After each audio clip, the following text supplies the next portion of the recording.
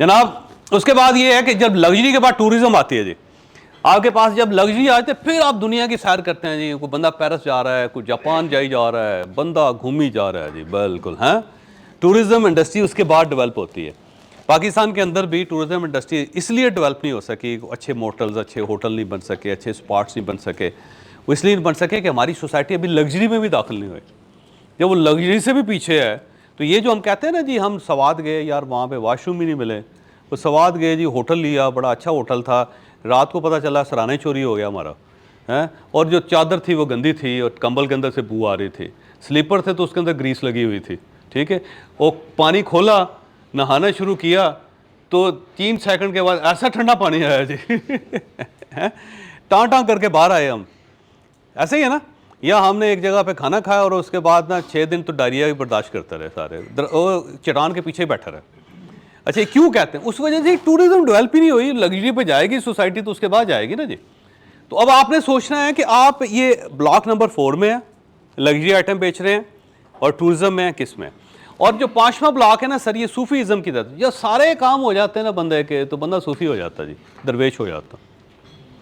मैं गया मशहद पिछले दिनों, तो मशहद के अंदर ये, ईरान के अंदर ये रवायत है कि जब आप एक सर्टन लेवल से ऊपर चले जाते हैं तो आप दरवेश हो जाते हैं। लोग कहते हैं दरवेश हो गया, बंदा खरबपति होता है जी, लेकिन उसका लाइफस्टाइल बिल्कुल गरीब आदमी की तरह होता है। आम छोटी सी गाड़ी खुद चला रहेगा, 2-3 कपड़ों में रहेगा, छोटे से घर में शिफ्ट हो जाएगा, थोड़ा खाना खाएगा, अरबपति होगा, लेकिन वो उस पर चला जाता है जाके। तो ये सूफीज़म जो है ना यूरोप के अंदर बहुत ज़्यादा है, पता चलता है कन्वर्जन बहुत हो रही है, वहाँ पे बुद्धिस्ट बहुत बन रहे हैं सर।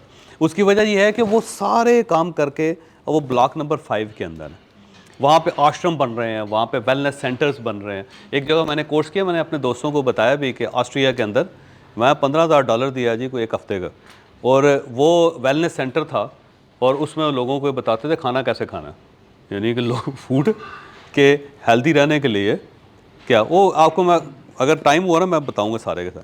अब उसके अंदर ना देखिए बहुत सारे लोग, मैं देखा बड़े बड़े अमीर लोग जी वहाँ पे बैठे हुए ले जा रहे हैं।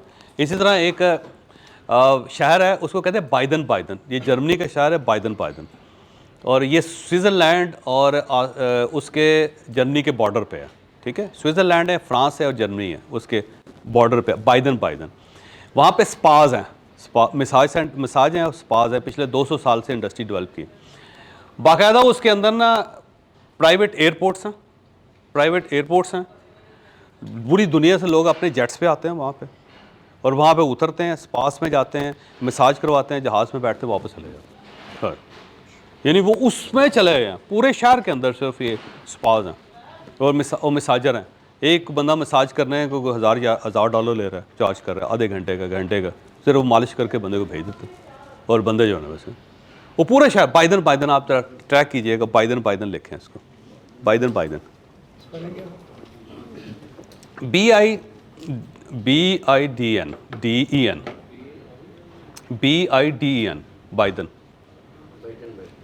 BIDEN बाइडन, ठीक है, डबल उसका बाइडन। तो अब वो वजह ये है कि वो ब्लॉक 5 में है। वो कौन है? ब्लॉक 5 में। पाकिस्तान में बनाएंगे एक भी नहीं चलेगा, क्योंकि हम तो ब्लॉक 5 में सोसाइटी नहीं पहुंची। उसके बाद सिंपलिसिटी हो जाती है सर, इसी के अंदर है कि बी सिंपल हो जाए। बड़े लोग बड़े सिंपल हो जाते हैं, और सिंपलिसिटी बाकायदा एक है। फिर आर्ट एंड कल्चर है, एक पेंटिंग है, $500 मिलियन की पेंटिंग खरीद ली। वो कहते हैं मोहम्मद बिन सुलेमान ने। हमें बड़ा अफसोस होता है कि एक पेंटिंग जो है ना $500 मिलियन की खरीद ली यार, बड़ा वाहियात आदमी सर। लेकिन वजह यह है कि वो उस जगह पे पहुंच गए हो है ना, वो आर्ट एंड कल्चर पे चले गए हुए हैं, कि एक बंदा जो है सिर्फ वायलिन बजाना आता है उसको, और उसको बुलाया जाता है, और 2000 लोग सिर्फ वायलिन सुनने के लिए वहाँ पे अड़े हो जाते हैं। $500 का बंदा टिकट खरीदता है, लाइनों में लग के आराम से बैठ के सिर्फ वायलिन सुनते घर चले जाते हैं। हम कहते हैं क्या री लगाई हुई यार, री थक गए यार सुन के बकवास इनका। या एक बंदा तबला बजाने वाला है, उसको बुला लेते हैं, वो कहते हैं आ जाओ जी, हैं। या एक नया लड़का डेवलप हुआ है, उसको उन्होंने हंगरी बुला लिया, बुदापेस्ट के, आ जाए जी। और दुनिया की सारी एलीट्स जो है ना वहाँ पे इकट्ठी हो गई हैं। वो पता चला कि वो गया है, उसको $30 मिलियन दे दिए उन्होंने, वो एक ही रात में अरबपति हो गया बैठे हैं। कोई भी, हाँ वो वापस आ गए, वो कहते हैं यार पूरा पाकिस्तान हमें कंजर समझ रहा है, उधर देखो यार उन्होंने हमें अरबपति बना दिया एक रात में। वो क्यों? उसकी वजह है वो वहाँ पहुँच गए हुए हैं जहाँ पे आर्ट और कल्चर दोनों डेवलप कर लिए उन्होंने। उनको पता है कि ये तबला जो है क्या चीज़, ये कितना बड़ा फनकार है, या ये जो पेंटिंग है इसकी वैल्यू क्या है। ठीक है, हम यहाँ पे पेंटिंग का ऑक्शन हाउस पूरे पाकिस्तान के अंदर नहीं हो ही नहीं सकता, क्योंकि वो तो आखिरी है पोर्शन है, हम तो उसमें अभी गए ही नहीं। हमें क्या पता पेंटिंग क्या जो होती है, किस चीज़ के साथ लगा के खाते हैं शेख साहब, हमें क्या पता है ना। यहाँ कल्चर होता क्या है, ये आर्ट क्या है, ये मौसीकी क्या है ना, हम तो उसमें गए ही नहीं ना जी। तो अब हमने सोचना है कि क्या हम उस ब्लॉक में हैं। अगर तो सोसाइटी डेवलप हो गई है तो फिर हमें उस ब्लॉक में चले जाना चाहिए, और अगर वो सोसाइटी डेवलप नहीं हुई तो हमें कतई उस ब्लॉक में नहीं जाना चाहिए।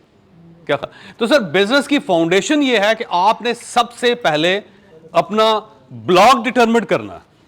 आपने ये डिटरमिन करना है कि किस ब्लॉक में हैं आप और उस ब्लॉक की किस वेरिएशन में है, और उसके बाद फिर आपने मजीद आइडेंटिफिकेशन करनी है कि उसके अंदर जो हजारों किस्म की वेरिएशंस हैं उनमें से आपने सिर्फ एक वेरिएशन उठानी।